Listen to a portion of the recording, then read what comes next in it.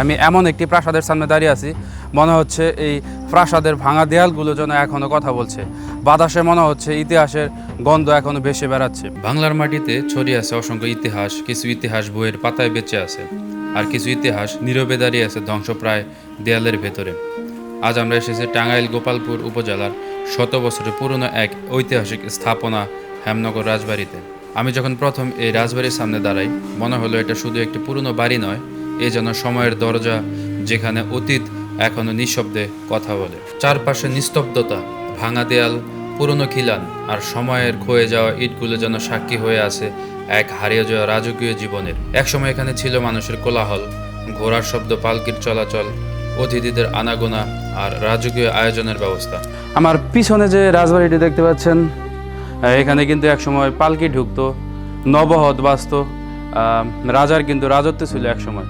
এখন কিন্তু একদম নিস্তব্ধ, রাজা নাই, রাজত্ব নাই, কিন্তু এখানে কিন্তু ইতিহাস এখনো দাঁড়িয়ে আছে। আমি ধীরে ধীরে ভেতরে হাঁটছি আর প্রতিটি পদক্ষেপ অনুভব করছি অতীতের এক অদ্ভুত উপস্থিতি। হেমনগর রাজবাড়ি শুধু স্থাপত্য নয়, এটা এই অঞ্চলের সামাজিক ও সংস্কৃতি ইতিহাসের এক গুরুত্বপূর্ণ অংশ। এই প্রাসাদের প্রতিটি খিলান, প্রতিটি বারান্দা, প্রতিটি দরজা যেন এক একটি গল্প লুকিয়ে রেখেছে।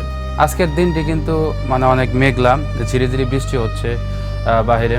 তো আজকে এরকম মেঘলা দিনে কিন্তু আপনারা আমাদের এই হেমনগর রাজবাড়ি ভ্রমণটি কিন্তু এক অন্যরকম অনুভূতি দিচ্ছে। সময়ের সাথে সাথে অনেক কিছু বদলে গেছে, কিন্তু এই স্থাপনাটি এখনও দাঁড়িয়ে আছে অবহেলা, বৃষ্টি, রোদ আর ঝড়ের বিরুদ্ধে। এই দেয়ালগুলোর দিকে তাকালে মনে হয় কত মানুষ এখানে হেঁটেছে, কত হাসি কান্না, কত সিদ্ধান্ত, কত অপেক্ষা। সময়ের সব কিছু নিয়ে গেছে, কিন্তু স্মৃতির ছাপ মুছে দিতে পারেনি। কখনো কখনো ইতিহাসকে স্পর্শ করা যায় না, তবে অনুভব করা যায়। আর হেমনগর রাজবাড়ির ঠিক তেমনই এক অনুভূতির নাম। এক সময় কিন্তু এই রাজবাড়িতে রাজা রানী এবং কি অনেক প্রজাদের কোলাহল ছিল এক সময়, কিন্তু এখন কিন্তু একদম নীরব অবস্থানে আছে এই হেমনগর রাজবাড়ি।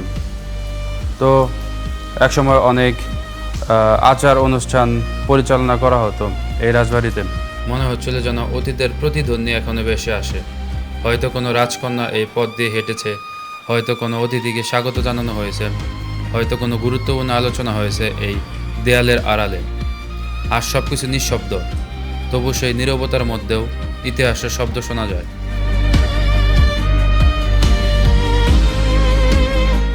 উপরে থেকে দেখলে রাজবাড়িটা আরও রহস্যময় লাগে। চারদিকে সবুজ, মাঝখানে ইতিহাসের এক নিঃসঙ্গ স্থাপনা। প্রকৃতি ধীরে ধীরে তাকে নিজের মধ্যে টেনে নিচ্ছে।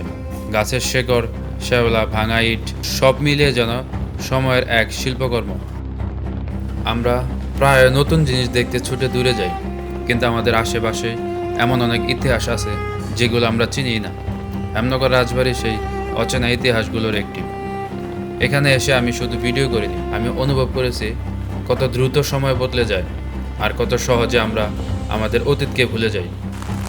বৃষ্টির মধ্যেও কিন্তু পর্যটকরা অনেক সুন্দরভাবে উপভোগ করছে এই হেমনগর রাজবাড়ির যে উপরের ছাদের অংশটি আপনারা দেখতে পাচ্ছেন। মোটামুটি অনেক বৃষ্টি কিন্তু হচ্ছে, আপনারা দেখতে পাচ্ছেন। আমার উপরে কিন্তু অলরেডি ছাতা নিয়ে আমি ক্যামেরা দিয়ে ভিডিও করছি। তো এই বৃষ্টির দিনে কিন্তু এই রাজবাড়িতে ঘোরার যে মজাটা, এটা কিন্তু আসলে আমি বলে বোঝাতে পারবো না আপনাদের। এই জানালাগুলো এক সময় বাইরের পৃথিবী দেখত, এই দরজাগুলো দিয়ে মানুষ প্রবেশ করত, এই বারান্দাগুলোয় হয়তো সন্ধ্যার আড্ডা বসত। আজ তারা নীরব, কিন্তু নীরব মানে মৃত নয়। কিছু কিছু নীরবতা শব্দের চেয়েও গভীর। পুরনো স্থাপনাগুলোকে শুধু ইট পাথর হিসেবে দেখা উচিত নয়। এগুলো আমাদের পরিচয়, আমাদের শেকড়, আমাদের ইতিহাস। যে জাতি তার ইতিহাসকে ভুলে যায়, সে ধীরে ধীরে নিজের অস্তিত্বকেও হারিয়ে ফেলে। আমি এখন কিন্তু দাঁড়িয়ে আছি হেমনগর রাজবাড়ির যে মিডল পয়েন্ট, যে মিডল যে ফটক বলা হয়, এখানে কিন্তু আমি দাঁড়িয়ে আছি।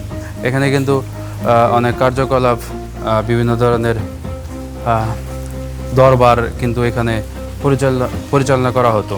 প্রকৃতি আর ইতিহাস এখানে একসাথে মিশে গেছে। পাখির ডাক, হালকা বাতাস, দূরের গ্রামের শব্দ, বৃষ্টির শব্দ আর সামনে দাঁড়িয়ে থাকা এই রাজবাড়ি সব মিলে এক অপার্থিব অনুভূতি তৈরি করে। এমন জায়গায় দাঁড়ালে মন অজান্তেই শান্ত হয়ে যায়। আমি কিন্তু একটি জিনিস খেয়াল করলাম, এখানে এই 16 কোটি নাকি 32 কোটির একটি দাগ কাটা আছে। এখানে কিন্তু রাজারা কিন্তু এখানে এই খেলাটি কিন্তু তারা খেলতো। এখানে কিন্তু আরেকটি আমরা দাগ দেখতে পাচ্ছি। তো এটা কি দাবা নাকি এটা কিন্তু আমরা পরিপূর্ণভাবে বুঝতে পারছি না আর কি। এই হেমনগর নিয়ে কিন্তু একটি কাহিনী আমরা শুনতে পেয়েছি। তো হেমনগরের লোকজনের কাছে যে আমরা জিনিসটি শুনতে পাই সেটা হলো হেমনগরের রাজবাড়ির যে রাজা ছিলেন তিনি কিন্তু অনেক শাসক ছিলেন এক সময়। তো হেমনগরের সামনে দিয়ে যে মানুষগুলো চলাচল করতো তারা কিন্তু উল্টো হয়ে জুতো হাতে নিয়ে কিন্তু তারা পারাপার হতো এই হেমনগরের সামনে দিয়ে। এই হেমনগর রাজবাড়ি আমাদের মনে করিয়ে দেয় সব কিছু একদিন বদলে যায়, কিন্তু ইতিহাস কখনো পুরোপুরি হারিয়ে যায় না।